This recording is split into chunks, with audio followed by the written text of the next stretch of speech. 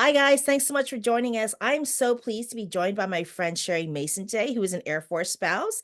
Right now, she is wearing the hat and the title of author. But before that, she was the first woman and military spouse chairman of the VA Board of Veterans Appeals. Cheri, we're so happy to have you here. Thanks, Sue. It's so great to see you. I know we were just catching up about how busy she is. So thank you so much for taking time to do this. And I know that we're going to talk about your book and your journey to writing it. But right now, I kind of want to tap into your experience as a chairman of the VA Board of Veterans Appeals because you have thoughts about military spouses and federal employment. And you've been there, you've done that, you broke through the glass ceiling. So you're the perfect person to ask these questions. So is that okay with you? Yeah, fire away. Perfect. So, what advice would you give to spouses who feel that they're experiencing bias with hiring authorities? I mean, how can they address or overcome it? And I'm sure you hear this a lot from military spouses. I do, and I think the first and foremost thing is to highlight your experience, highlight who you are, highlight what you bring to the table, especially these days because the hiring world, the employment world is so different. It's very there's a lot of movement. So the average time someone spends in a job is 3 years. So hey, that's perfect. Right. Um, if if there is kind of you're kind of feeling like they're asking questions that they shouldn't be asking or kind of going down that road of bias towards military spouse, you know, own it up front.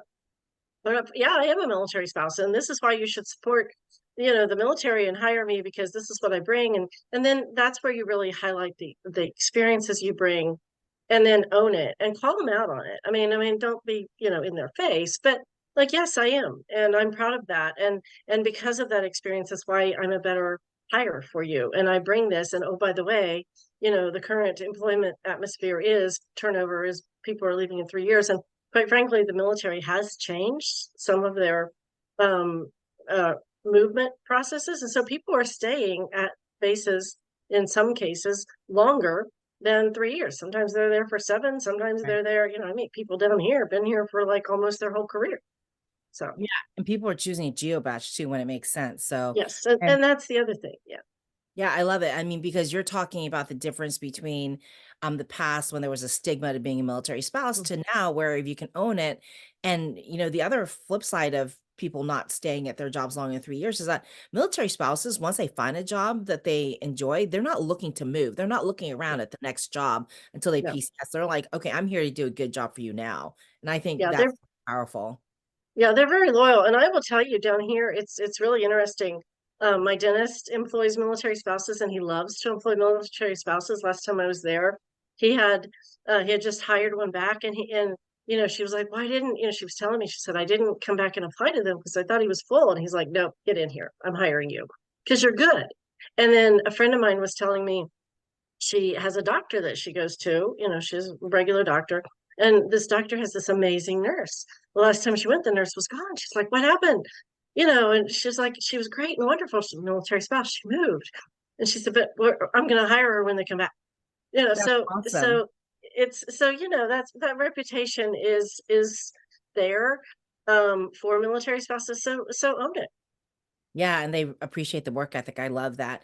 And so in reading your bio, people would be able to tell that you spent the majority of your life, of your work life in federal government. And I think that's an anomaly among military spouses, especially military spouses who've been able to reach the heights that you have, because that takes persistence to like not just go, this PCS, I'm not doing it. It's just too much trouble. So what advice would you give to military spouses who are hoping to serve in the federal government for their entire career? Yeah, so I was an anomaly at the time, although there's a few around that are like me, and it just, it does take persistence. It does take pushing the rock uphill sometimes and saying, "Wait a minute, no, and then leaving and coming back. That happens. Um, but I think the federal government these days has, and we're seeing this with some recent changes. I'm really thrilled with the SOFA agreements overseas being kind of moved off the planet, so you can do some overseas work for the federal government and get hired there. So getting rid of those. So, the federal government has made the commitment through the executive orders to hire military spouses. And in many cases, many government agencies are hiring spouses either telework or remote. Now, I would advise you to tread carefully here, because sometimes the entrance job is remote, but there's not a career plan. So you will have to kind of investigate that. But sometimes getting in the door and learning about the agency gives you opportunities to climb that ladder and stay with the organization, which is kind of what happened to me. Um, we weren't doing remote work at the time I was hired, but I learned about the organization, and I was able to return to the organization after overseas, but I also worked for the federal government overseas. um, so I think it's a situation of looking and researching which agency you think you might be a good fit at, which one seems to be more military spouse friendly than others. I actually think maybe Department of Agriculture might be the most friendly right now. The last list I saw, they were like at the top. The Air Force is right there too. Um, but Yeah. yeah, of course. VA, I would like to see more. I mean, there's military spouses in VA, but and they've said that they're going to hire and more. But most of the time, the way the military spouses come in, they don't know that they're military spouses until they get them in the door, right? And until they've actually been in the door for a minute. So, except for the board, where we actually had a concerted effort to hire military spouses for a reason. And I think at VA that should be the case, especially because military spouses particularly understand what the military service members have experienced, and so I think they'd be great serving that. So it is possible to put together a career. The other thing that happens these days in the federal government is you can move around within agencies. That's more common these days. So you might start at one agency and get some experience, and then another opportunity might pop up in another agency, and that one might be remote. And that might work for you when you're PCSing to another location and you need a remote position. So I think there's a lot more opportunity in the federal government, and that's something that I fought for when I was the military spouse employment champion for the federal government. It's something we talked about with DoD, with their program through Military One Source. So I think those opportunities are there. I think it's just carving your path. And just like I say in the book, we all have a path. So you can carve your own path. It doesn't have to be the perfect, that doesn't have to be the path somebody else already carved. So you opened the door to talking about your book. Tell us, I mean, when you transitioned away from public service, you decided to write a book. And I know it's been a journey. So can you tell us a little bit about it and tell us how it's going? So it's really been great. The book is out. I wrote it in a year. When I retired, everybody was like, "What are you going to do? What are you going to do?" And I'm like, "Hey, Tia." I mean, literally, when I retired after over 30 years in federal service, I mean, the last time I had taken more than 2 weeks off was when my then 23-year-old, now 24-year-old was born. So, I thought maybe I should take some time. So I Oh. took some downtime, but I had a lot of people encouraging me about the book. And as I started listening and talking to different people, including you and many others, you all encourage me. No, your story is different. You have to really tell, background of who you are and how you came to be the leader that you were in the federal space. And the military spouse journey is a big piece of that. And so I started listening, but then what I really saw that I had to write the book. It became a book I had to write. Um, because I saw the gap between leaders and employees. There is a gap, and it's widening.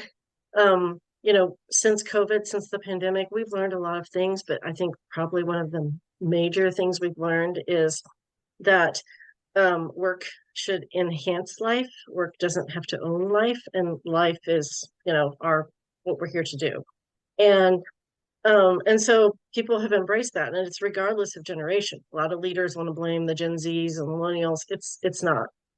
Um, and so that was the first, kind of focus on. I have to write it for that. And then when I wrote it, it just naturally came together. There's a whole chapter on military spouses and the importance of military spouses and the impact of them.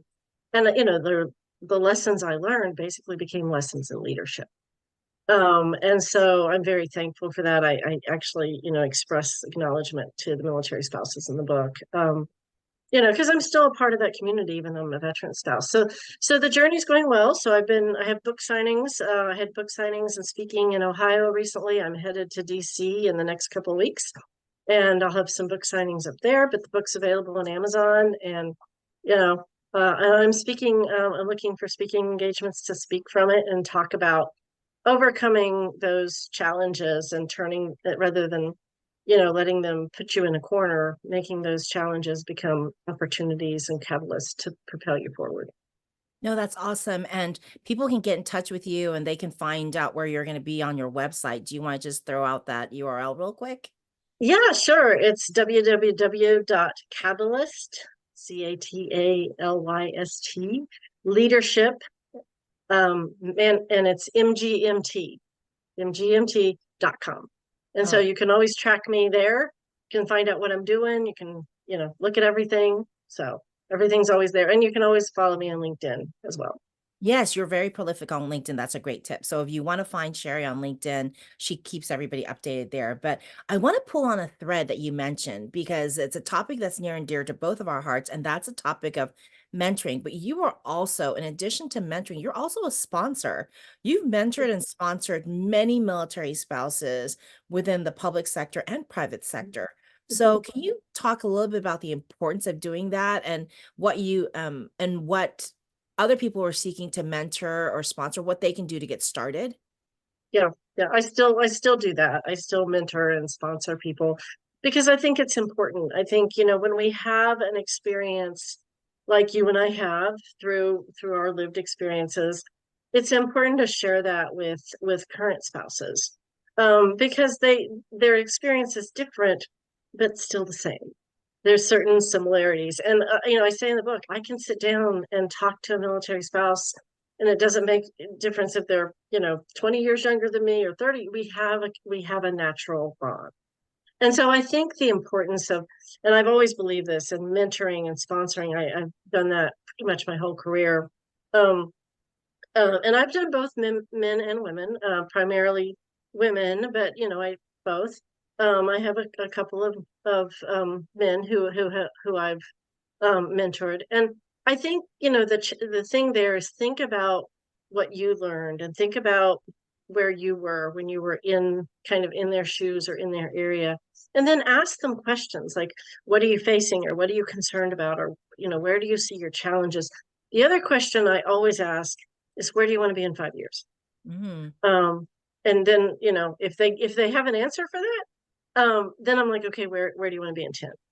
And the reason I ask those questions is not because I think you need to have a plan that's 5 to 10 years out, but you do need to think about what you want to do and how you want to work and kind of where you want to impact and what your purpose is. And so one of the things I do when I work with people and talk with people is it's about purpose. What's your purpose? Where do you want to impact?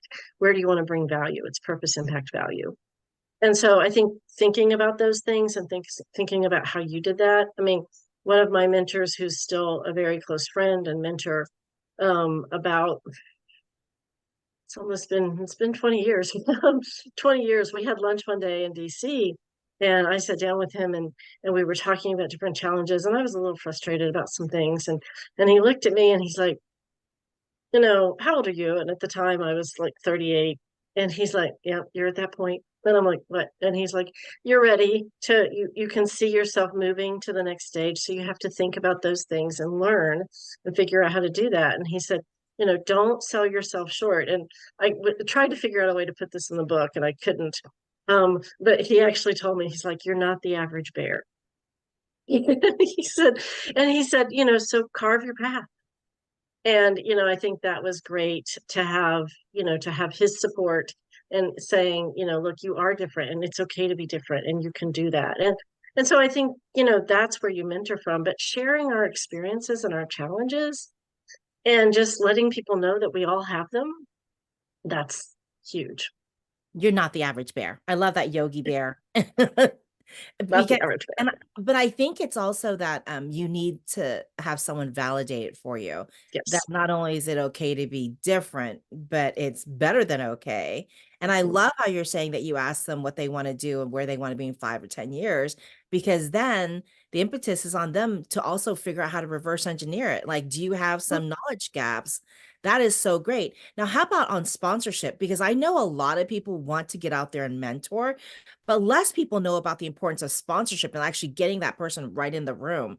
Like, Yeah, how do we change our community to start thinking in that way where, hey, it's not going to be taking power away from you to sponsor someone for a position or to, recommend that. It's going to be actually just enhancing, right?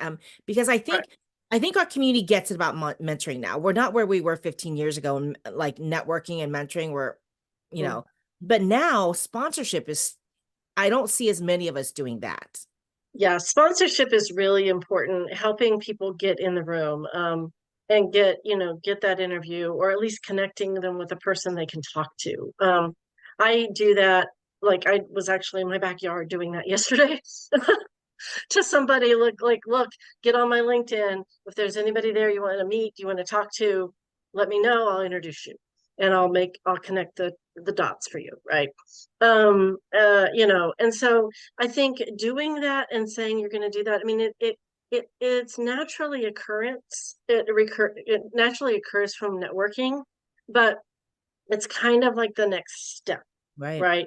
So you have the networking, but then you have somebody like, hey, I recommend this person. Okay, I recommend, I highly recommend this person for this position or this opportunity. And then, encouraging that, making sure that they know you're recommending them, right? And encouraging them to do that. I mean, that was one of the things, one of the stories, and I don't think I shared this in the book, but it is a story I tell, is so there was a military spouse who worked for me at the board. And at the time she worked for me at the board, we didn't have remote work. We had telework.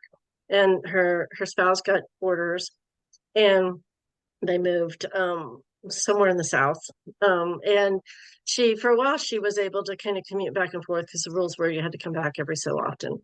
Well, then they had a child, they had their first child, and he got deployed. Well, that wasn't going to work, right? And so she called me up. She was crying. She's like, I really want to stay. And I'm like, look, find somewhere. I'll recommend you. I'll provide a reference. And she did. She found another position.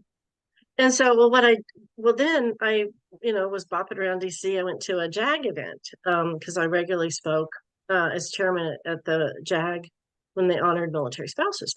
And I run into her and I'm like, wait, are you back in town? And she's like, yeah. She said, the PCS back. I'm back here. And I said, well, you didn't apply. And she's like, well, and I'm like, no, we have judge openings coming up. I want you to apply. And she goes, I don't know. And I'm like, look, you were an acting judge when you left. You were a senior attorney. Your experience since then, because I knew what she'd been doing, I'm like, apply, right? So she did. And I sat on all the panels as the chairman. There was a group of us. And so we interviewed everybody, and I think that was in the group. We had like 80 applications, and that one it was a lot. And so she came, her interview. She had a great interview, and I'm sitting with the panel afterwards, and they always talk, and I would listen, and it was kind of like, okay, you recommend to me, and then I make the decision because that's how it works. And so we got to her name and they started talking, and everybody liked her, and we had like an outside group and an internal group. Everybody liked her, but the outside people loved her, and the internal people were like, well, but she's a GS-14. And I said, I listened to the banter. She was in a position as an acting 15, but she's 14.